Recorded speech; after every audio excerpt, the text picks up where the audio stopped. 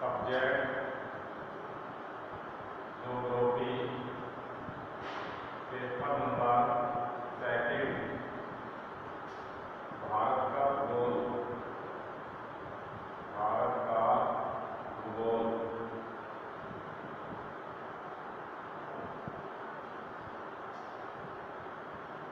आज का जो टॉपिक है वो है थार मरुस्थल।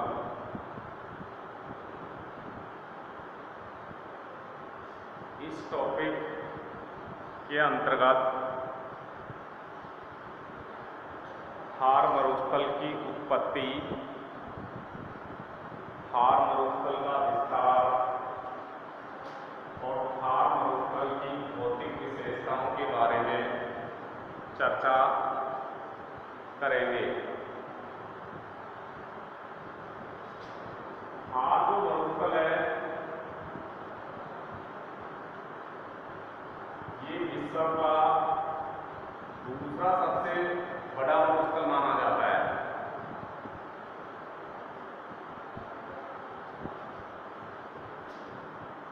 सहारा मरुस्थल के पश्चात यह है विश्व का दूसरा एक सबसे बड़ा मरुस्थल है। स्थिति भारत के संदर्भ में देखा जाए तो यह भौतिक प्रदेश भारत के उत्तर पश्चिम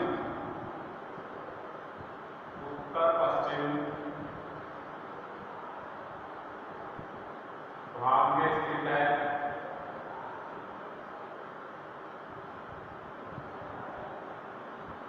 कौन से भाग में स्थित है? उत्तर पश्चिम भाग में। या हम ये कह सकते हैं अब थार जो मरुस्थल है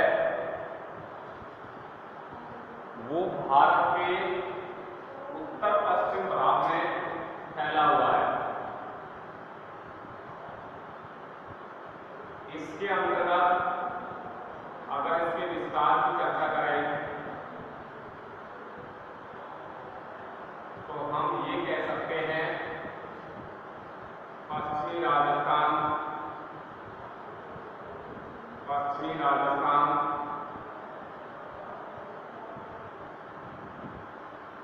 पश्चिमी गुजरात, पश्चिमी गुजरात,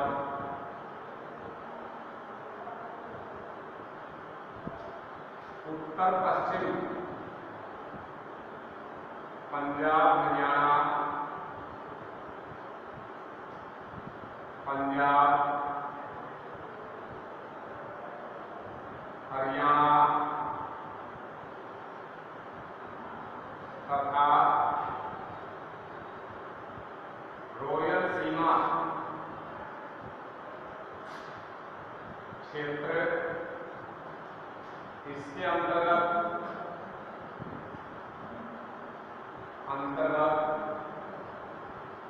सम्मिलित किया जाता है।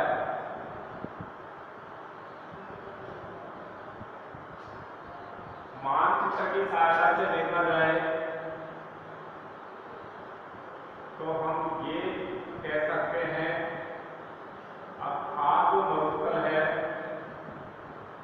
इसकी स्थिति भारतीय मानचित्र में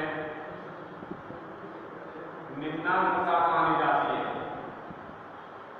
ये पूरा का पूरा जो क्षेत्र है ये थार मरुस्थल के नाम से जाना जाता है। अगर राजस्थान के संदर्भ में इसकी चर्चा करें तो हम ये कह सकते हैं अब जो अरावली पर्वत श्रेणी है या अरावली जो पर्वतमाला है इसके उत्तर पश्चिम का जो भाग है वो थार मरुस्थल के अंतर्गत सम्मिलित किया जाता है। अरावली जो पर्वतमाला है ये राजस्थान में जल विभाजन का कार्य करती है। किसका कार्य करती है? जल विभाजन का। अरावली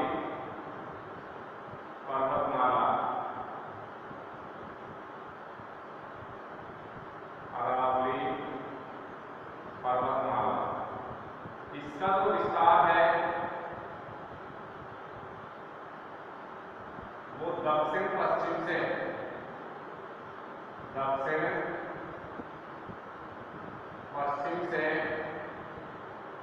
उत्तर पूर्व की ओर है।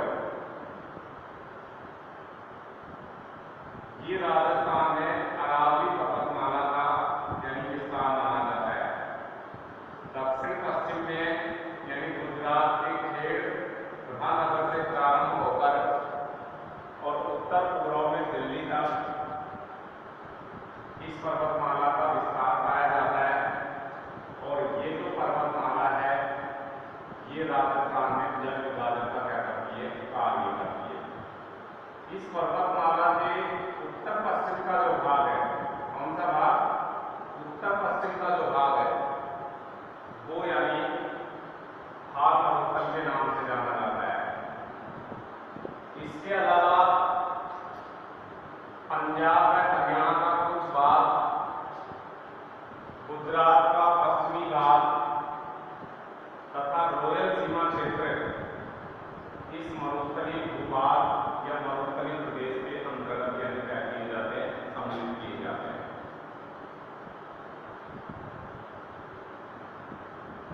ये तो थार मरुस्थल की स्थिति और विस्तार है।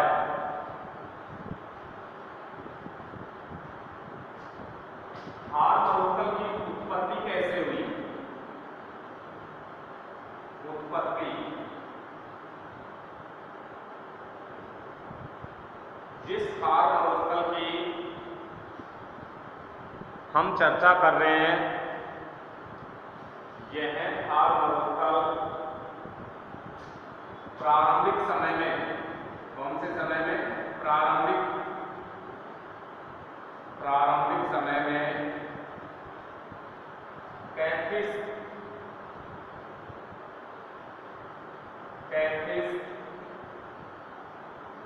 महासागर का अवशेष था। क्या था? अवशेष।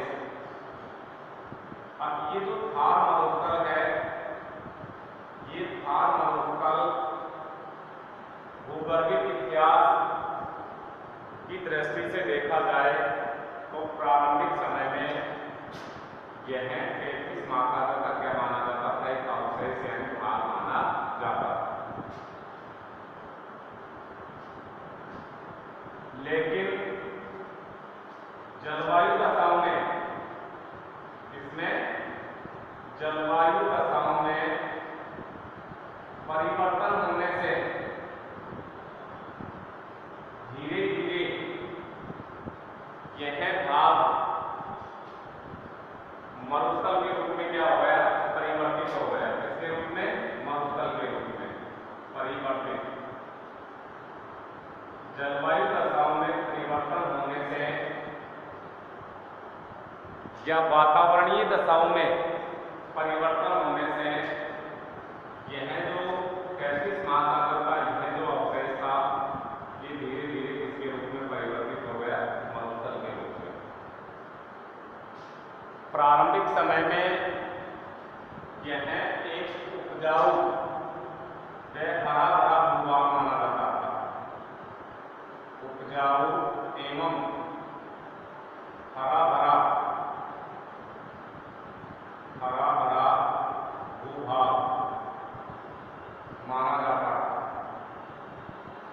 लेकिन 33 महासागर की तली में अवसाद के जमा होने से और यानी जलवायु दशाओं में धीरे धीरे परिवर्तन होने से यह उपजाऊ व हरा भरा जो भूभाग था एक मरुस्थल के रूप में क्या हो गया, परिवर्तित हो गया।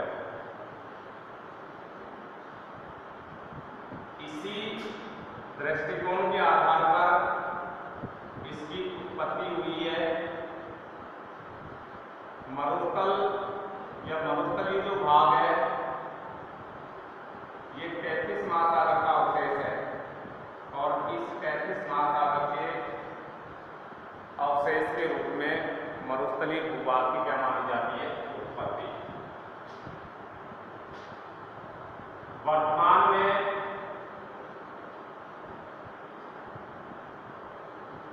इसकी जो मुख्य विशेषता है, मुख्य विशेषता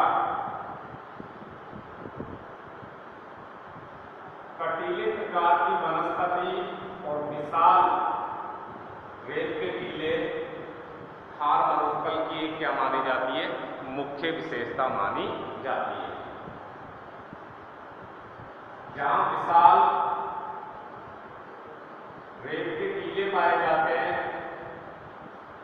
यहाँ का जो धरातल है विशाल रेत के टीलों के कारण एक प्रकार से ऊबड़ खाबड़ है, वर्षा की कमी, शुष्क जलवायु, इन सब दशाओं या इन सब विशेषताओं के कारण इस भूभाग में प्रतिवर्ष अकाल जैसी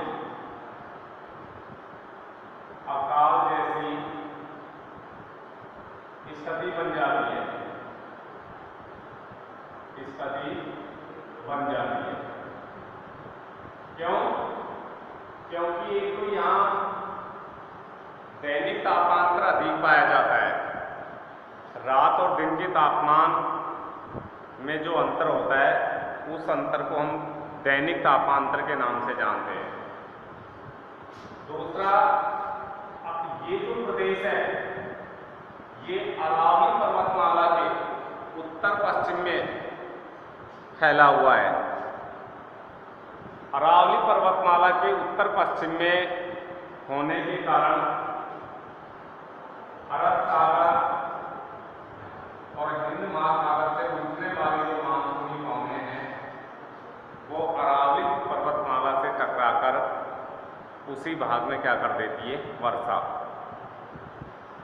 यह जो भूभाग है वृष्टि छाया, इसके अंतर्गत आता है वृष्टि छाया प्रदेश, या इसको हम वृष्टि छाया प्रदेश कह सकते हैं। क्यों कह सकते हैं? क्योंकि मानसूनी जो पवनें वो मानसूनी पवनें अरावली पर्वतमाला के कारण इस भाग में वर्षा नहीं कर पाती, इसलिए यह मरुस्थलीय जो भूभाग है एक प्रकार से क्या रहता है? सूखा रहता है, और सूखा रहने के कारण यह वृष्टि छाया प्रदेश की श्रेणी में क्या किया जाता है? सम्मिलित किया जाता है। वर्षा की कमी, कटीले प्रकार की वनस्पति, उच्च तापमान इस भौतिक प्रदेश की एक मुख्य क्या मानी जाती है? विशेषता मानी जाती है।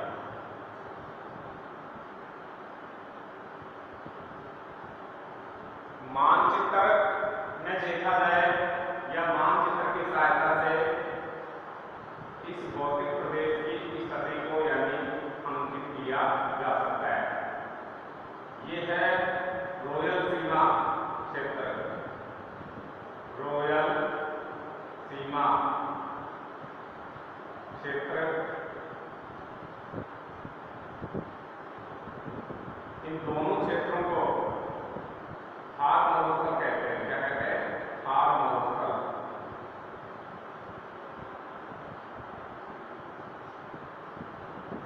क्या कहते हैं इसको? थार मरुस्थल। इस मरुस्थलीय भूभाग के अंतर्गत राजस्थान का उत्तर पश्चिमी भाग, गुजरात का पश्चिमी भाग, पंजाब या हरियाणा का कुछ भाग और रॉयल सीमा जो क्षेत्र है वो यानी इस भौतिक प्रदेश की सीमाओं का क्या करते हैं? निर्धारण करते हैं। इस भौतिक प्रदेश की कौन कौन सी विशेषताएं हैं, इसके बारे में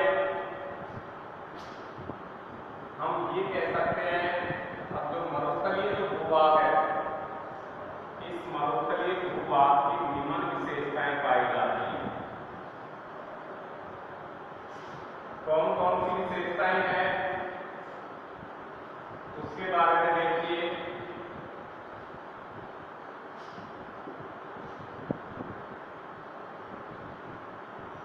विशेषताएं,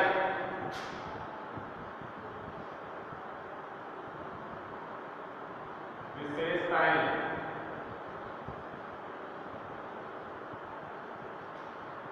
नंबर 1,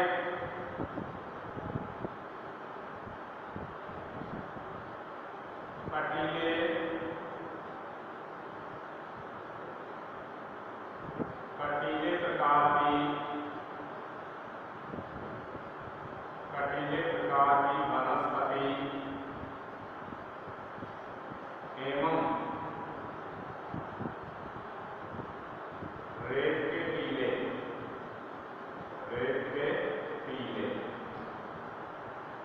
ये इस भौतिक प्रदेश की पहली विशेषता मानी जाती है।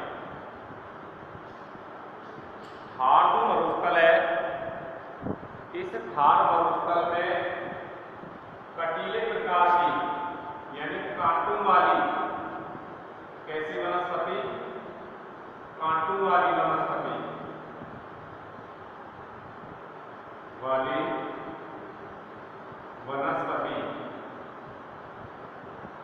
की अधिकता पाई जाती है। कटीले प्रकार की जो वनस्पति है, इसमें कांटों वाली वनस्पति की अधिकता पाई जाती है। जैसे बबूल है, नागफनी है, नागफनी, गवारपाठा,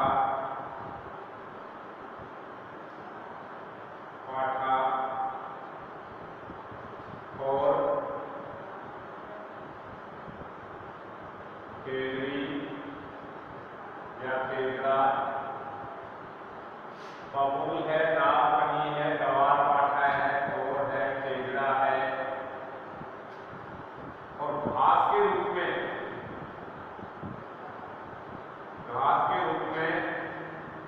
एक तो पाई जाती है धामन घास, धामन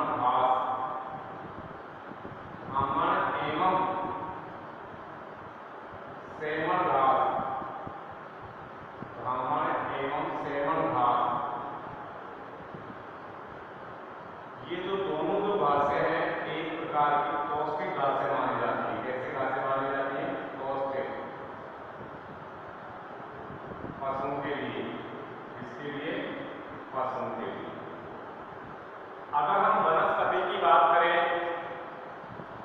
तो हम ये कह सकते हैं कि जो थार जो मरुस्थल है या थार जो प्रदेश है, इस प्रदेश में कटीले प्रकार की वनस्पति पाई जाती है, जिसमें कांटों की अधिकता होती है और पत्ते जो होते हैं या पत्तियां जो होती हैं, उनका जो आकार होता है वो कैसा होता है? छोटा आकार। इसका पत्तियों का जो आकार है वो कैसा होता है? छोटा होता है, क्योंकि इससे वाष्प को उत्सर्जन की जो प्रक्रिया है वो कम होती है। और कटीले प्रकार की जो वनस्पति है, इसकी जो छाल होती है वो मोटी होती है। इसकी जड़ें जो होती हैं वो पानी की खोज में गहराई तक क्या हो जाती है? चली जाती है। तो ये कटीले प्रकार की वनस्पति की क्या पाई जाती है? विशेषताएं। अब कटीले प्रकार की जो वनस्पति होती है, इसमें कांटों वाली वनस्पति की अधिकता पाई जाती है। जैसे बबूल है, नागफनी है, गवारपाठा है, और है, केकड़ा है। अगर घास के रूप में देखा जाए तो यहाँ धामन व सेमन घास पाई जाती है, जो पशुओं के लिए एक प्रकार से कैसी घास मानी जाती है? पौष्टिक घास मानी जाती है। इस वनस्पति की क्या विशेषताएं होती है? पत्तियां जो होती है वो आकार में कैसी होती है? छोटी होती है। कैसी होती है? छोटी होती है। और कांटों की क्या होती है? उसमें अधिकता होती है। पेड़ों की जो छाल होती है वो मोटी होती है, और यानी जल की प्राप्ति के लिए पेड़ पौधों की जो जड़ें होती हैं वो गहराई तक फैली होती है, गहराई तक।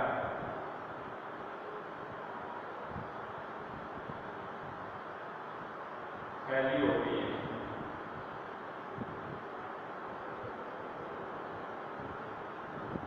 पेड़ों की जड़ें, पेड़ों की जड़ें पानी के लिए गहराई तक फैली होती है, क्योंकि मरुस्थलीय जो भाग है उसमें जल की क्या पाई जाती है, कमी पाई जाती है, और उस कमी के कारण पेड़ पौधों की जो जड़ें होते हैं वो गहराई तक चली जाती है। कहाँ तक चली जाती है? गहराई तक। ये इस वनस्पति की विशेषताएं होती हैं, और इस वनस्पति को मरुद्भिद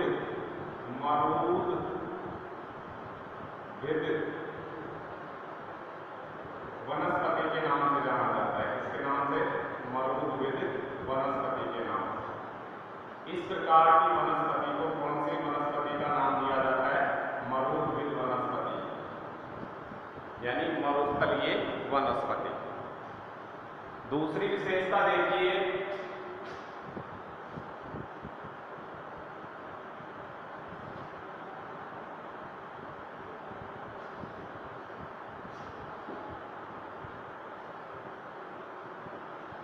बालू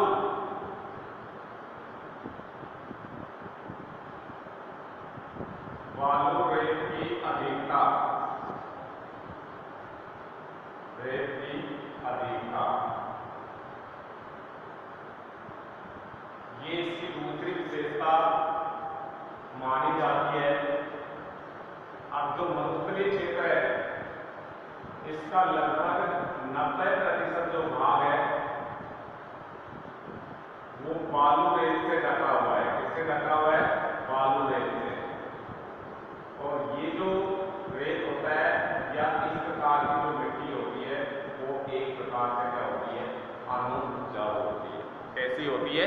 अनु उपजाऊ। यहाँ जो बालू के जो विशाल जो टीले हैं, टीले, उनकी जो ऊंचाई है वो लगभग 60 मीटर तक इनकी ऊंचाई होती है। 60 मीटर तक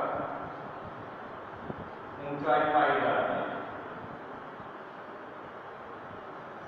संपूर्ण मरुस्थलीय क्षेत्रों में टीलों की जो ऊंचाई है वो समान नहीं होती है, लेकिन 60 मीटर की ऊंचाई तक, यानी या 60 मीटर की इनकी क्या होती है? ऊंचाई होती है।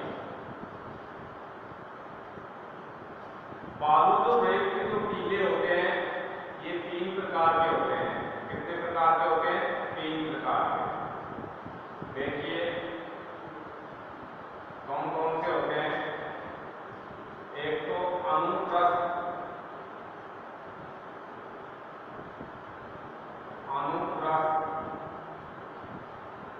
बालू का स्तूप, बालू का स्तूप। दूसरा है अनु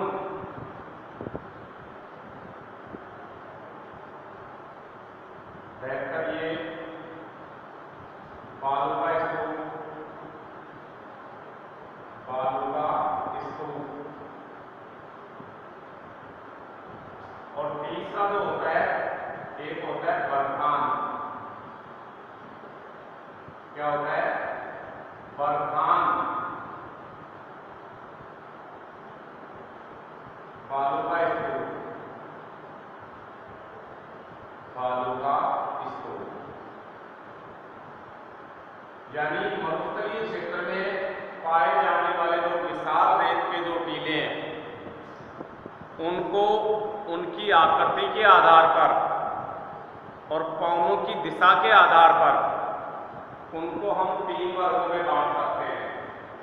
एक तो है अनुप्रस्थ बालू का स्तूप, एक है अनुदैर्घ्यीय बालू का स्तूप, और एक है बरखान। क्या है? बरखान।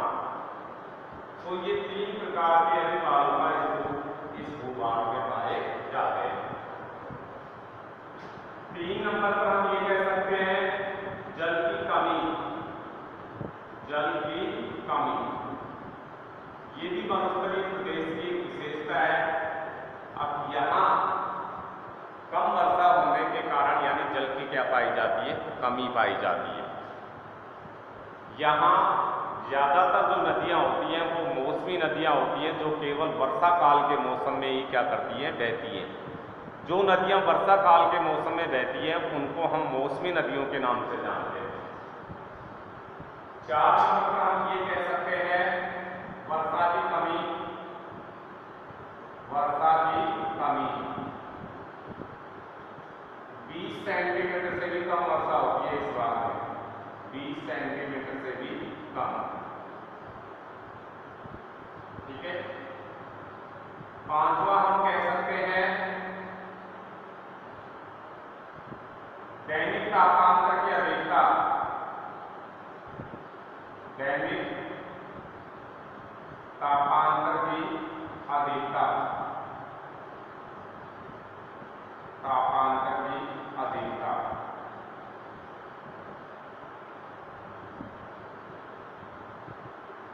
यहाँ जो पशु पाए जाते हैं उसमें गाय है, ऊंट है, भेड़, बकरियां,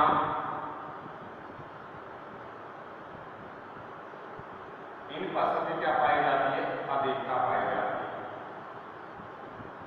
जलवायु जो होती है